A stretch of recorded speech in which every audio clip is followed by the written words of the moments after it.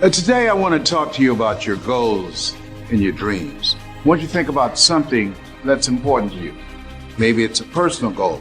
I know in my own personal experience, my goal was to be able to buy my mother a home. I'm adopted. So I wanted to be able to do something special for my adopted mother. She was a domestic worker for wealthy families on Miami Beach, and she cooked for these families, and we ate the food left over from the families that she cooked for. And she kept the children, and we wore the hand-me-down clothes of the children that she kept. And you could imagine as a kid, I used to say, "Mama," on the way home on the bus from Miami Beach back to Liberty City and Overtown. I said, when I become a man, I'm going to be able to buy clothes for us and buy groceries for us. But not only that, I'm going to buy you a big, beautiful home, just like the homes that you clean every day. And she said, "Leslie, you don't have to do that." I said, "I know, but I'm going to." And you know what? The reason that I said that, I believe that it was possible. See, the families that Mama worked for, Mr. Sidursky used to listen to motivational messages every day. And I was very fortunate to have to take care of the needs of Mr. Sidursky. He had to shine his shoes and dust his office. And he was very rude to me. He said, "Leslie," especially he had guests, "did you clean this?" "Yes, I did, sir." "Look at it. How can you say that?" "I do apologize, sir." And his guests would say, "Don't talk to him like that. That's not nice." But the truth of the matter is, I didn't clean the office as good as I could have. Okay? And the reason I did not is because I wanted him to call me into the office so I can spend time doing it over again as I listened to the motivational messages that he listened to every day by Earl Nightingale. I can remember as if it were yesterday. We become what we think about. All of us are self-made, but only the successful will admit it. I can hear the voice of Dr. Norman Vincent Peale, who wrote The Power of Positive Thinking. Don't allow your negative thoughts to hold you back. You are greater than your circumstances. I can remember when he was listening to Zig Ziglar. If you give enough people what they want, they will give you what you want. I can remember as he's listening to Jim Rohn, when the end comes for you, let it find you conquering a new mountain, not sliding down an old one. And unbeknownst to me, those messages, they're programming my mind. And it helped me to begin to develop a mindset of possibility. I want you to think about your goals and dreams of what you want to achieve on a personal level. Mine was to buy my mother a home, to take care of her. What is your goal? What's your dream? What is something that you want to do with your life? And I can say to you, based upon my own experience, I don't even know you, that it's possible.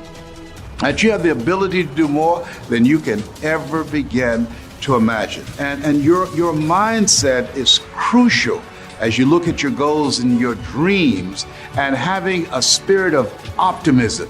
I had a friend who went to New York City to apply for a job, and she came back and I said, "Hey, how did things go?" She said, "I didn't get the job." I said, "What happened?" She said, "They turned me down, but I didn't think I was going to get it anyhow." And I thought after I left her presence, well, why did she go in the first place? She went there with a mindset that she was not going to get the job. I believe that we have an energy and a spirit about us that people telegraph that. But I believe that had she gone there, there's no guarantee that, hey, with a sense of expectation, I'm going to get this job. I think her preparation, her attitude, and her behavior and her energy would have been totally different. I'm reminded of two little boys who were in Philadelphia and they were playing on some ice, and they got out too far and one fell through the ice. And he was thrashing, trying to get out. And obviously, his friend looked at him and panicked, and he couldn't reach him, he couldn't pull him out. And so he saw him going under the ice, and it was very hard, and he couldn't break through. And so this little frail fellow ran, he saw a tree in the distance, and he scampered up this tree, and he broke off a big branch. It came back and savagely began to beat the ice, and he broke it. And miraculously, he saved his friend. And when the paramedics came, people were looking at him. He had a blanket around him. This little puny dude, about 12 years old. And people started asking the question as they looked at him and they looked at the branch. How could this little small fellow break this branch off? and beat this ice and break it and save his friend. How could he have done that? As small as he was. And as they were scratching their heads, a gentleman who was there said, I can tell you how he did it. And everybody said, how?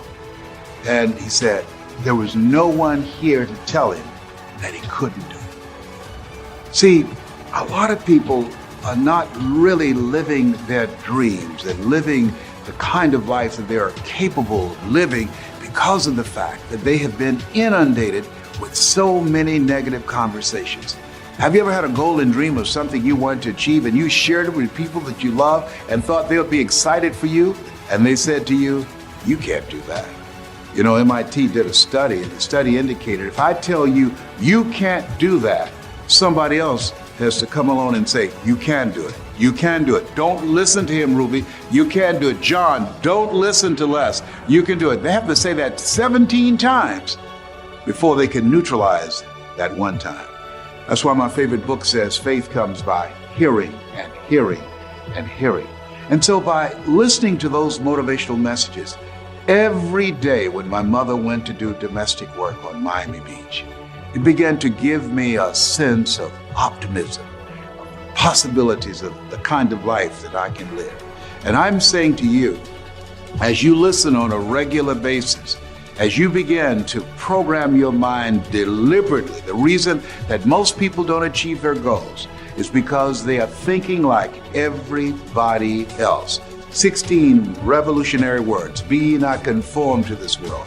Be ye transformed by the renewing of your mind. That's an ongoing process. What are your goals? What are your dreams? Earl Nightingale was right. You don't get in life what you want. You get in life what you are. And so you want to take the time every day to listen to things that can help to program your mind positively, because at the end of the day, if you don't program your mind, it's going to be programmed.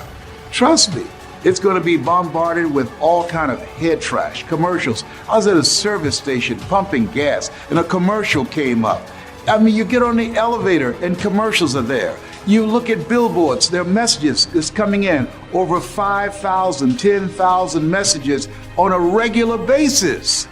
And so as you look at your goals and dreams, it's very important that you are intentional about controlling what goes on in your mind, because everything gets in through the eyes and through the ears. So, what do you want? What do you want for yourself? What I'm doing right now, I didn't do it for 14 years. You know why? Because I was suffering from possibility blindness. Have you thought about doing something and you looked at what you wanted to do and your heart said, I could do that. And then your mind asked, how?